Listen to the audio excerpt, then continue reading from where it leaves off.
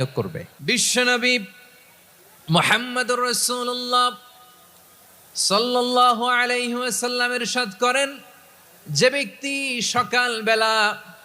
3 বার তেলাওয়াত করবে আউযু বিল্লাহিস সামিউল আলিম মিনাশ শাইতানির রাজিম,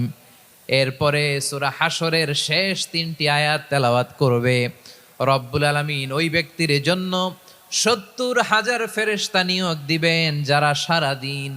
ওই লোকের জন্য মাগফিরাতের দোয়া করবে। শুধু এখানেই শেষ নয়, বিশ্বনবী ফরমান ওয়া ইন মাতা ফি যালিকাল ইয়াউমি মাতা শাহিদান, ওই দিন যদি ওই ব্যক্তিটা ইন্তেকাল করে সে শহীদ হয়ে কিয়ামতের দিন আল্লাহর সামনে দাঁড়াবে।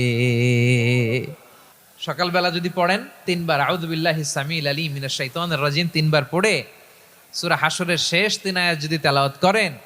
তাহলে আপনার জন্য আল্লাহ তাআলা 70,000